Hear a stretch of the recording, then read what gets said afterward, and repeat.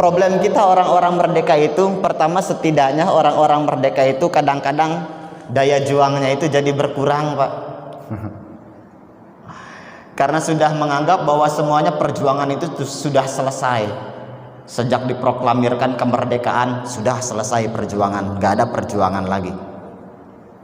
Rata-rata orang-orang seperti itu. Jadi karena sudah menganggap bahwa perjuangan itu sudah selesai, akhirnya mereka menganggap bahwa kita itu sekarang tinggal menikmati kemerdekaan. Padahal tidak seperti itu. Makanya jangan aneh kalau banyak orang-orang, para pemuda-pemuda, para pemuda-pemudi yang akhirnya lahir generasi-generasi yang hedonis, yang sukanya pamer, yang malas dan lain sebagainya. Jangan aneh, Pak. Karena itulah resiko dari orang-orang merdeka, menganggap semuanya sudah usai. Berbeda kalau zaman perang. Kalau zaman perang semuanya ikut andil. Wah, ikut andil kan. Masyhur dalam kisah perang Tabuk itu. Para sahabat-sahabat yang miskin juga tetap ikut nyumbang. Misalkan para sahabat ada yang dapat beras 2 kilo disumbangkan kepada Nabi, 1 kilo, 1 kilonya lagi untuk keluarganya. Semuanya berkontribusi gitu. Nah sekarang rata-rata problem orang-orang merdeka itu, mereka itu punya spirit mengambil sekarang. Sekarang terbalik loh. Karena sekarang itu sudah merdeka, sudah nyaman, merasa ini waktunya untuk menikmati nih. Ini waktunya untuk mengambil keuntungan. Makanya jangan aneh, sampai kapanpun kalau orang-orang yang mentalnya merasa merdeka atau mentalnya itu merasa tenang setelah kemerdekaan, jangan aneh kalau seandainya mereka itu sulit untuk maju. Karena cara berpikir mereka bagaimana caranya mengambil, bukan memberi dan memberi. Itu problemnya. Hal itu bukan hanya dirasakan oleh orang-orang kita di zaman modern sebetulnya. Di zaman dahulu juga banyak hal seperti itu. Misalkan kalau kita baca kisah perjuangan Nabi Musa memerdekakan Bani Israel dari kungkungan Fir'aun.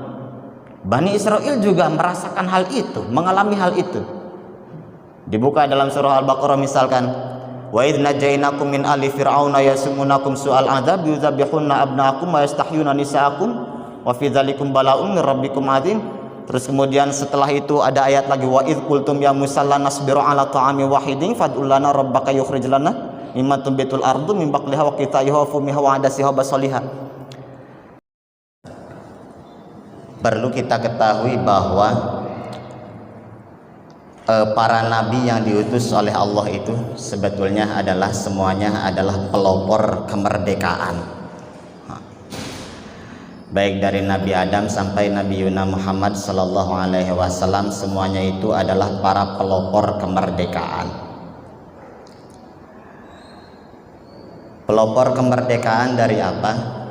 Dari hal-hal yang membelenggu manusia kepada penghambaan selain kepada Allah. Jadi intinya para nabi itu adalah orang-orang yang memimpin manusia agar manusia itu menjadi manusia yang merdeka secara utuh gitu. Tidak hanya sebatas membawa manusia itu menjadi orang-orang yang merdeka secara fisik, tetapi juga secara batin. Makanya para rasul itu paling lebih dahulu yang diajarkan para rasul itu adalah memerdekakan akal, hati dan pikiran dari hal-hal selain Allah. Makanya diajarkan yang lebih dahulu diajarkan oleh para nabi kepada umatnya itu adalah alla ta'budu illallah. Jangan sampai kita menghamba kepada selain Allah. Kenapa? Kalau kita menghamba kepada selain Allah, ujung-ujungnya kita akan ruwet pak hidup. Makanya Nabi Muhammad itu ketika diutus kepada kaum Quraisy, kepada orang-orang Arab, itu yang paling pertama itu adalah mengajarkan ketauhidan. Makanya masyhur di dalam surah-surah Makkiyah, di dalam surah-surah ayat-ayat Makkiyah dalam Al-Quran itu kebanyakan membahas tentang bagaimana caranya manusia ini bertauhid kepada Allah. Kenapa? Karena tauhid ini pokok untuk membebaskan manusia dari belenggu-belenggu selain Allah, agar manusia ini terbebas, agar manusia ini tidak menjadi budak-budak materi, agar manusia ini tidak menjadi budak-budak jabatan dan lain sebagainya. Makanya paling awal itu diajarkanlah ketauhidan.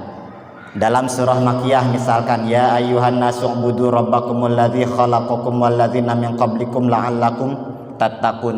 Semuanya, wahai manusia-manusia, sembahlah Tuhanmu, mengabdilah kepada Tuhanmu yang telah menciptakanmu dan orang-orang sebelummu. Pengabdian kepada Allah itu intinya adalah memerdekakan diri dari hal-hal selain Allah. Jadi ketauhidan yang sebenarnya itu adalah kita tidak bergantung kepada selain Allah. Itulah jiwa-jiwa yang merdeka.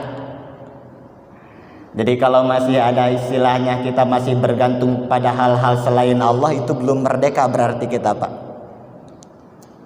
Kenapa kita harus memerdekakan diri dari hal-hal selain Allah? Supaya hidup kita itu tenang, supaya hidup kita itu benar.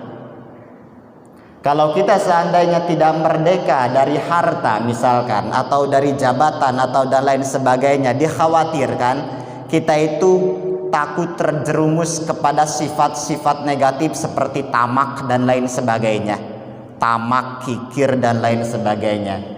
Dan itu sangat dicela dalam Al-Quran. Makanya Al-Quran pertama kali mengajarkan manusia itu supaya manusia itu merdeka secara pikiran, merdeka secara hati, merdeka secara perasaan dari hal-hal selain Allah. Yang kedua, Al-Quran itu juga mengajarkan kemerdekaan agar kita itu tidak saling menindas satu sama lain secara sosial. Jangan sampai ada satu kaum menguasai kaum yang lainnya. Kenapa? Karena Al-Quran itu mengajarkan kesetaraan. Wa ja'alnakum syu'uban wa qabaila lita'arafu inna akramakum indallahi atqakum. Allah itu menjadikan manusia itu bersuku-suku, berbangsa-bangsa, beragam budaya, beragam bahasa dan lain sebagainya, supaya kita itu saling mengenal, bukan saling menguasai satu sama lain. Makanya dipertegas sama Allah dalam ayat berikutnya, inna akramakum indallahi atqakum. Dalam ayat tersebut tidak ada kemuliaan berdasarkan ras, tidak ada kemuliaan berdasarkan suku. Jadi tidak ada alasan bagi siapapun untuk menindas suku yang lain. Tidak ada alasan bagi siapapun, entah itu kulit hitam atau kulit putih, untuk menjajah yang lain. Sebab kata Allah, yang paling mulia di antara kalian itu adalah yang paling bertakwa. Makanya kalau seandainya kita sudah paham dengan hal ini, kita tidak akan pernah yang namanya menghina orang lain. Sebab kenapa? Sebab kita tahu bahwa yang mulia di hadapan Allah itu adalah ketakwaannya. Kita tidak lagi melihat, wah dia mah cina orang hitam dan lain sebagainya. Gak perlu, Pak. Kita lihatnya, inna akramakum indallahi atqakum. Orang kota tidak lebih mulia dari orang kampung tidak lebih mulia dari orang kota, orang Eropa tidak lebih mulia daripada orang Asia dan lain sebagainya. Semua sama di hadapan Allah. Yang membedakan manusia itu hanyalah sebatas ketakwaannya. Maka dari itu Al-Quran itu memerintahkan kepada manusia untuk terus berlomba-lomba supaya menjadi orang yang bertakwa. Kalau orang sudah bertakwa, otomatis mereka itu secara sosial akan baik kepada yang lain. Mereka akan mengerti kepada orang lain, mereka akan berbagi kepada orang lain, mereka itu akan peduli kepada orang lain. Orang-orang yang berinfak itu termasuk kepada orang-orang yang bertakwa kepada Allah. Mereka tidak akan kikir kalau seandainya kita mengerti konsep takwa seperti itu. Nah itu, ketiga konsep kemerdekaan dalam Al-Quran itu adalah kemerdekaan secara harta. Maksudnya apa? Kemerdekaan ekonomi, Pak. Kita itu diperintahkan oleh Allah Subhanahu wa Ta'ala untuk menjadi muzaki sebetulnya. Diperintahkan untuk berzakat gitu loh. Untuk memiliki spirit memberi. Kenapa? Supaya kita bisa berbagi kepada yang lain. Jangan sampai orang-orang, ada sebagian orang yang menguasai harta orang lain hanya sebatas untuk kepentingan mereka sendiri. Tetapi kita diperintah oleh Al-Quran untuk saling berbagi satu sama lain. Makanya Al-Quran itu mencela orang-orang yang hanya mengumpulkan hartanya, kemudian menghitung-hitung hartanya dan menyangka bahwa hartanya itu akan membuat mereka abadi. Dalam surah Al-Humazah disebutkan wailul likulli humazatil lumazah alladzi jama'a malau wa addadah yahsabu anna malahu akhlada. Kalla, kata Allah, tidak seperti itu. Celaka orang-orang yang pengumpat, pencela, yang mereka itu adalah orang-orang yang mengumpulkan harta kemudian menghitung-hitung harta itu dan kemudian mereka menyangka bahwa harta tersebut akan membuat mereka abadi. Tidak, kata Allah, tidak demikian. Semua harta itu hanya titipan. Makanya Al-Quran, Islam itu mengajarkan untuk berbagi. Nah, ini sebetulnya menjadi salah satu problem kita, Pak, di orang-orang yang sudah merdeka, Pak. Problem kita orang-orang merdeka itu, pertama setidaknya orang-orang merdeka itu kadang-kadang daya juangnya itu jadi berkurang, Pak. Karena sudah menganggap bahwa semuanya perjuangan itu sudah selesai. Sejak diproklamirkan kemerdekaan sudah selesai perjuangan, gak ada perjuangan lagi. Rata-rata orang-orang seperti itu. Jadi karena sudah menganggap bahwa perjuangan itu sudah selesai, akhirnya mereka menganggap bahwa kita itu sekarang tinggal menikmati kemerdekaan. Padahal tidak seperti itu. Makanya jangan aneh kalau banyak orang-orang, para pemuda-pemuda, para pemuda-pemudi yang akhirnya lahir generasi-generasi yang hedonis, yang sukanya pamer, yang malas dan lain sebagainya. Jangan aneh, Pak. Karena itulah resiko dari orang-orang merdeka, menganggap semuanya sudah usai. Berbeda kalau zaman perang. Kalau zaman perang semuanya ikut andil. Wah, ikut andil kan, masyhur dalam kisah perang Tabuk itu. Para sahabat-sahabat yang miskin juga tetap ikut nyumbang. Misalkan para sahabat ada yang dapat beras 2 kilo disumbangkan kepada Nabi, 1 kilo, 1 kilonya lagi untuk keluarganya. Semuanya berkontribusi gitu. Nah sekarang rata-rata problem orang-orang merdeka itu, mereka itu punya spirit mengambil sekarang. Sekarang terbalik loh. Karena sekarang itu sudah merdeka, sudah nyaman, merasa ini waktunya untuk menikmati nih. Ini waktunya untuk mengambil keuntungan. Makanya jangan aneh sampai kapanpun kalau orang-orang yang mentalnya merasa merdeka atau mentalnya itu merasa tenang setelah kemerdekaan, jangan aneh kalau seandainya mereka itu sulit untuk maju. Karena cara berpikir mereka bagaimana caranya mengambil dan mengambil, bukan memberi dan memberi. Itu problemnya. Hal itu bukan hanya dirasakan oleh orang-orang kita di zaman modern sebetulnya. Di zaman dahulu juga banyak hal seperti itu. Misalkan kalau kita baca kisah perjuangan Nabi Musa memerdekakan Bani Israel dari kungkungan Fir'aun. Bani Israel juga merasakan hal itu, mengalami hal itu. Dibuka dalam surah Al-Baqarah misalkan, wa idz najainakum min ali fir'auna yasumunakum su'al adzab yuzabbihuna abnaakum wa yastahyuna nisaakum wa fi dzalikum bala'un mir rabbikum adzim. Terus kemudian setelah itu ada ayat lagi, wa idz qultum ya Musa lan nasbiru ala ta'ami wahidin fad'u lana rabbaka yukhrij lana mimma tumbitul ardu min baqliha wa qithaiha wa fumiha wa adasiha basaliha. Orang-orang Bani Israel itu setelah diberi pertolongan oleh Allah, dibebaskan dari penjajahan Fir'aun, ya, Bani Israel itu dijajah oleh Fir'aun. Dalam surah Al-Qasas bahkan disebutkan, inna fir'auna ala fil ardi wa ja'ala ahlaha syia'a.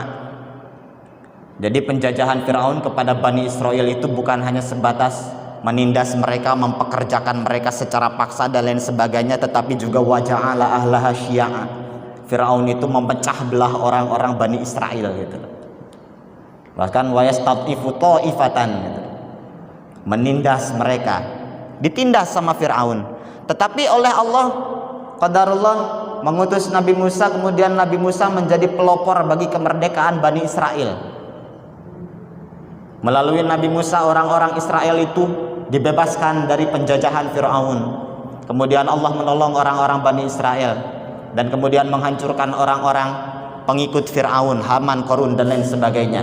Tetapi setelah kemerdekaan itu, sayangnya Bani Israel terlena. Bahkan mengatakan sama Allah, bukan hanya sebatas dikasih nikmat yang sifatnya duniawi. Orang-orang Bani Israel itu termasuk orang-orang paling mulia, Pak.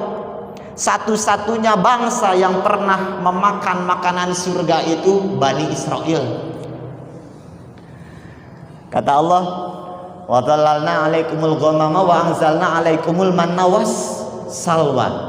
Bani Israel itu satu-satunya ras manusia yang pernah merasakan manna dan salwa. Sebagian ahli tafsir mengatakannya itu sebagai manna was salwa itu sebagai makanan surga. Makanya jangan aneh kalau Bani Israel itu cerdas-cerdas, atau orang-orang Yahudi itu cerdas-cerdas, karena satu-satunya bangsa yang pernah merasakan makanan surga itu adalah Bani Israel. Tetapi meskipun sudah diberi manna wassalwa, Bani Israel itu tidak pernah merasa puas, hingga mereka berkata, wa idh qultum ya Musa lan nasbiru ala ta'ami wahidin. Kata mereka, Musa, kami sudah tidak sabar hanya memakan manna wassalwa. Kalau kata gitu, coba dong pinta sama Tuhanmu, fad'u lana rabbaka yukhrij lana min baqliha wa qithaiha wa fumiha wa adasiha wa basaliha. Coba dong pinta sama Tuhanmu untuk memberikan kita itu sayur mayur, timun, bawang, kacang-kacangan dan lain sebagainya. Bosan nih sama manna wassalwa. Tuh, itu mental-mental orang-orang yang sudah merdeka tuh, kayak gitu tuh. Di zaman kita itu banyak tuh. Kita itu nggak pernah ngerti berjuang. Kebanyakan kita itu pada akhirnya minta, banyak minta. Itu problem orang-orang yang sudah dimerdekakan tuh sama Tuhan. Makanya masyhur ketika setelah perang Nabi Muhammad berkata kepada para sahabatnya, raja'na min jihatil asghar ila jihatil akbar. Kata Nabi kepada para sahabat setelah perang apa itu? Saya lupa lagi. Perang Tabuk kalau tidak salah. Kita itu baru kembali dari perang kecil menuju perang yang lebih besar. Perang melawan orang-orang kafir itu termasuk kepada perang kecil. Sebab perang paling terbesar itu adalah perang melawan diri kita sendiri. Nah itu, melawan hawa nafsu kita. Bagaimana caranya kita tidak menjadi pribadi-pribadi yang manja dan lain sebagainya. Itu yang lebih susah. Bagaimana caranya kita menjadikan diri kita menjadi pribadi-pribadi yang tidak hanya sekedar meminta, tetapi menjadi pribadi yang pemberi. Itu yang paling susah. Itulah jihad akbar. Makanya hal ini harus ditanamkan pada anak-anak kita nih. Kita itu sebetulnya belum merdeka secara hakikat. Sebab kita itu secara hakikat masih terkadang dibelenggu oleh nafsu kita sendiri gitu loh, oleh nafsu kita sendiri, oleh keinginan kita, oleh hawa nafsu kita. Pengennya itu nerima aja.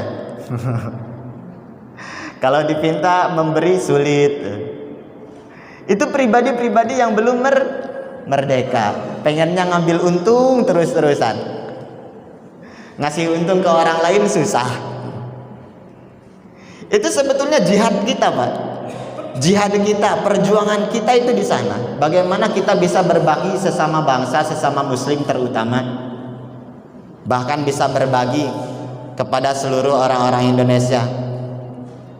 Kita punya peran masing-masing. Kita berperan dalam bidangnya masing-masing. Yang dagang, silahkan berdagang dengan amanah. Itu termasuk jihad. Hasil dagangnya jangan lupa zakat, bantu orang lain dan lain sebagainya. Yang kerja kantoran silahkan kerja kantoran, bekerja dengan amanah, itu jihad. Itulah. Yang jadi ustadz silahkan jadi ustadz, berjuang jadi ustadz. Yang jadi guru berjuang jadi guru. Semuanya silahkan berjuang di ranahnya masing-masing, gitu. Pada keahliannya masing-masing. Yang menjadi petani berjihad menjadi petani, jadi petani yang amanah. Hasilnya bisa dibagikan kepada yang lain. Semuanya berkontribusi. Jangan cuma sekedar kita itu menerima, tetapi usahakan kita itu bisa berbagi. Nah, ini problem kita ini. Bagaimana caranya kita bisa berbagi? Jangan sampai kita cuma ngambil untung saja. Kebanyakan kita kan kalau ada sembako, wah pengen masuk ke dalam kategori orang-orang miskin gitu. Pengen nerima bantuan sosial, semuanya pengen masuk ke dalam kategori orang-orang miskin. Kadang-kadang gitu kan sekarang. Problem orang-orang merdeka. Tapi kalau besanan pengennya dikatakan sebagai orang kaya, tapi kalau ketika musim ada bantuan sosial, pengennya dimasukin kepada orang-orang miskin. Itu problem orang-orang yang merdeka tuh. Dan itu banyak di kita, Pak. Dan ini memang harus istilahnya itu memang harus harus dibangun dari kita gitu loh. Dibangun dari kita. Maksudnya itu semangat untuk memberi itu harus dimulai dari kita gitu loh. Semangat untuk berkontribusi itu harus dimulai dari kita. Jangan sampai kita sedikit-sedikit nyalahin pemerintah gitu loh. Sekarang itu banyak orang yang istilahnya nyalahin pemerintah terus. Jangan kita bergantung kepada pemerintah. Gantungkan diri kita pada diri kita sendiri. Rubah diri kita oleh diri kita sendiri gitu loh. Sebab kalau bergantung sama pemerintah, nantinya kita manja, Pak. Kita manja. Makanya jangan aneh kalau seandainya pemerintahnya ya gitu-gitu aja, sebab kitanya manja gitu. Makanya pengen merubah bangsa itu ya rubah diri kita. Ada istilah kalau dalam istilah ajaran Uwah Khair Afandi itu, sebelum kita menginginkan baldah toyibah itu negara yang baik. Ini filosofi salah satu kiai dari Tasikmalaya. Dia itu punya konsep bagaimana caranya membentuk baldah toyibah, negara yang baik.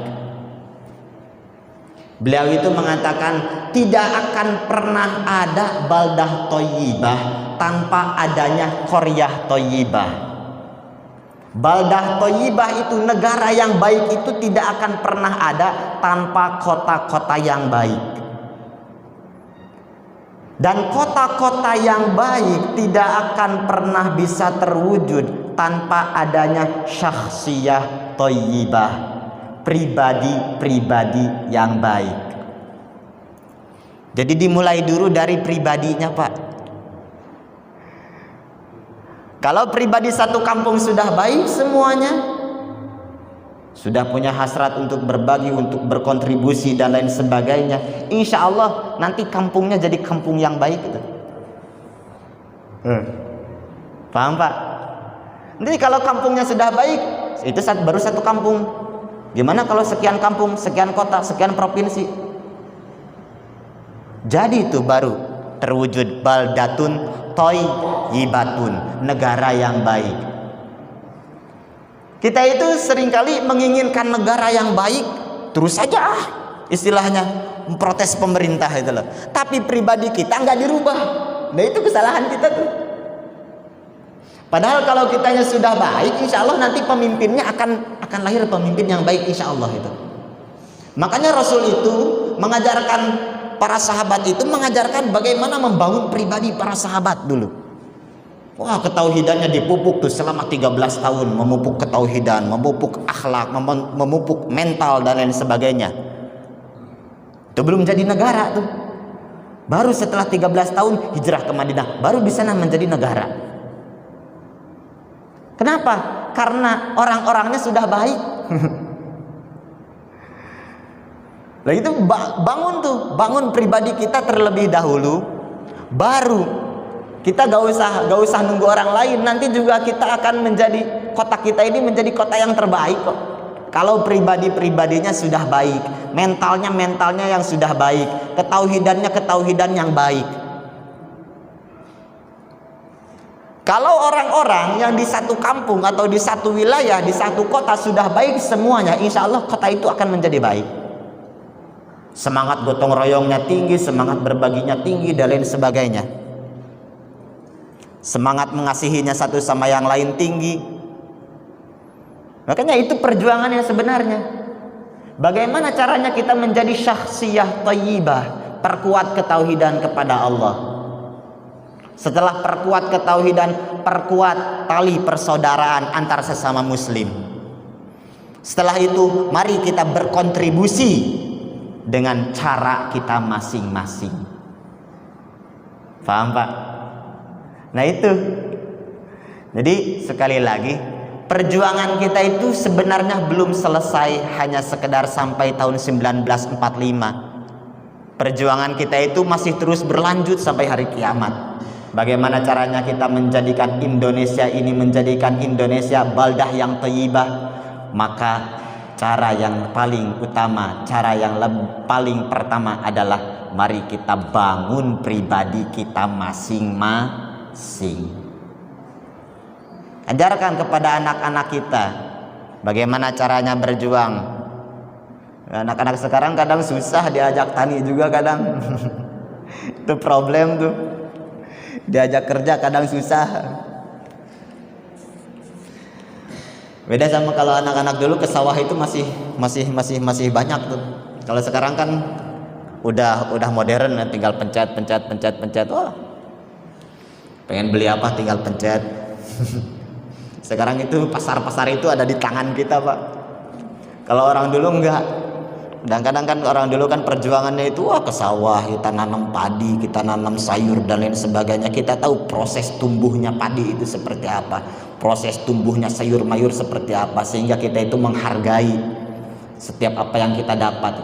Anak-anak sekarang itu kurang menghargai karena mereka tidak tahu proses. Makanya ajarkan dong kali-kali kepada anak-anak kita itu cara bertani, cara berdagang dan lain sebagainya, supaya mereka mengerti proses untuk mendapatkan sesuatu itu seperti apa.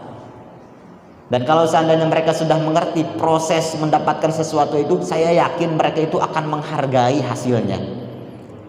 Nah, sekarang itu banyak menghambur-hamburkan uang, nonton konser sana sini gitu.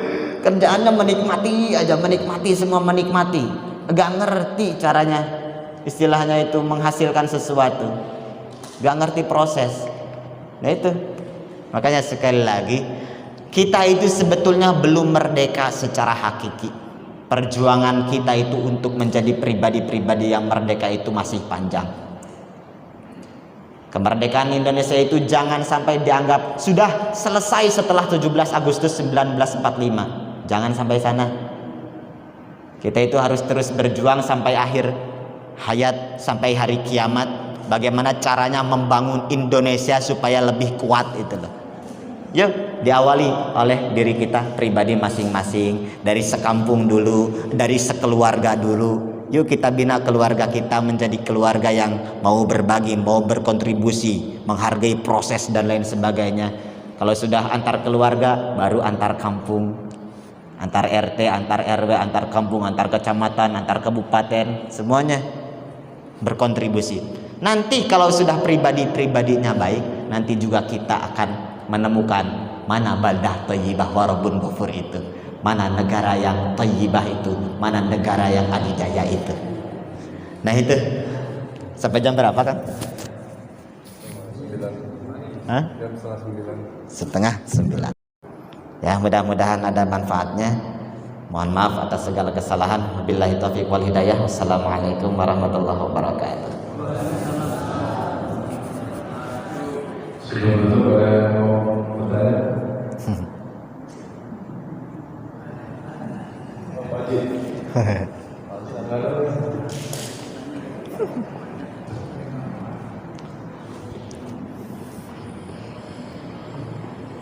Assalamualaikum warahmatullahi wabarakatuh. Waalaikumsalam warahmatullahi wabarakatuh. Kalau saya saya setuju dan sepakat Pak Ustaz bilang bahwa untuk menjadi kota yang baik, negara yang baik harus dibina pribadi-pribadi yang baik.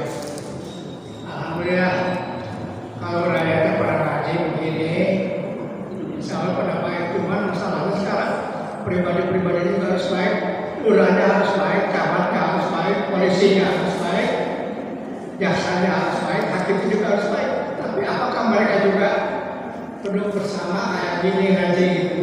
Hanya yang baik-baik kita rakyat, tapi yang mereka siapa yang bina gitu? Ya cukup, ya mudah-mudahan sih mereka juga di tempat masing-masing itu pengajiannya seperti ini. Jadi rakyatnya baik pada baik, tetapi juga camatnya, lurahnya, wali kotanya, kemudian pegawainya dan para musik, kemudian polisi dan semuanya insya Allah malah terbaik. Terima kasih banyak.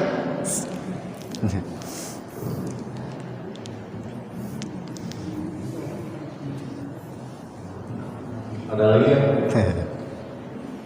Silakan Ustaz. Iya. Sebetulnya hal itu sudah dilakukan oleh para ulama-ulama kita sebetulnya, Pak.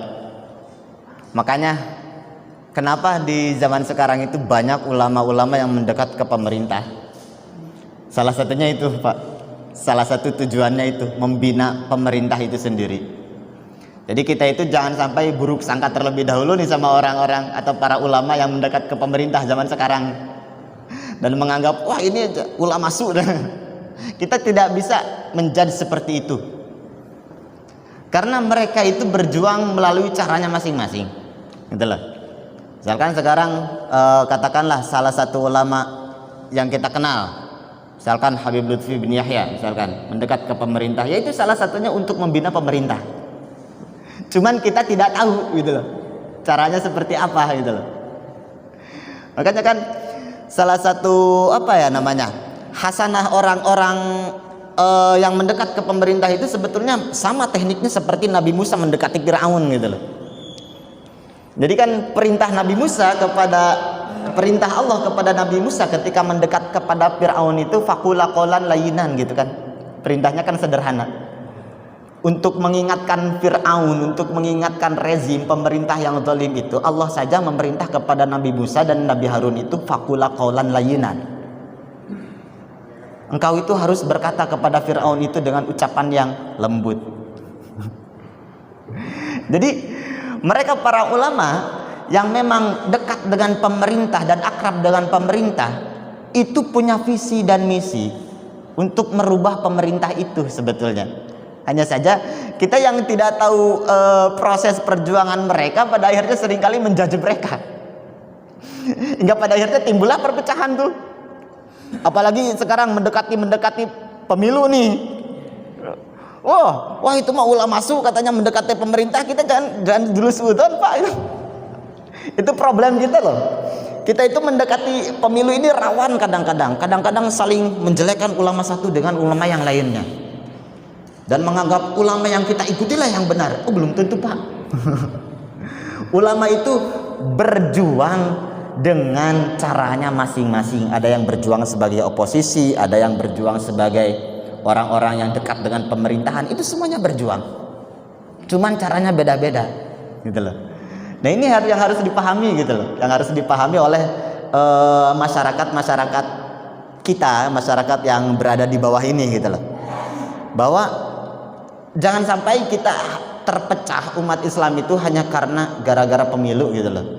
Dan hanya karena melihat, apalagi sampai kita itu terpecah saling menjelekkan kepada para ulama gitu loh. Wah itu bahaya tuh. Bahaya itu. Menjelekkan ulama satu dengan yang lain, wah itu. Kita itu gak bakalan sampai kapanpun kita itu gak bakalan nemu baldah thayyibah kalau seperti gitu. Jadi intinya sebetulnya para ulama itu sudah melakukan pendekatan kepada para pemerintah. Bahkan di kepolisian juga kan ada dai-dai dari kepolisian gitu kan, dan sebagainya, ustadz-ustadz dari kepolisian, itu sudah dilakukan Pak sebetulnya. Cuman memang kadang-kadang efeknya mungkin belum terasa sampai sekarang, tapi mereka sudah berjuang Pak sebetulnya. Dan karena memang mungkin belum waktunya saja, mungkin belum waktunya para pemerintah, para pejabat dan sebagainya belum dapat hidayah saja lah mungkin. Jadi kalau istilahnya diingatkan oleh para ustadz itu sudah, tetapi mungkin elingnya itu belum. Kalau istilah Sunda mah dielingan mah enggeus, diingatkan mah sudah eta teh. Tinggal nunggu hidayah dari Allah sajalah. Dan tugas para ulama mah cuman memberikan pepeling, memberikan istilahnya apa ya? Mengingatkan gitu loh. Tugas para ulama itu mengingatkan saja. Yang memberi hidayah itu urusan Allah gitu loh. Nabi saja sendiri innaka latahdi man ahbabta kan? Kata Allah, engkau itu tidak akan pernah memberikan hidayah kepada orang yang kau cintai, apalagi kita ustaz gitu. Nah itu Pak. Jadi memang sudah dilakukan hal itu, cuman memang dengan pendekatan-pendekatan yang berbeda. Kalau kita kan pendekatan antar masyarakat kan ya seperti ini jagongan dan lain sebagainya. Kalau mereka kan beda lagi gitu. Itu Pak. Okay.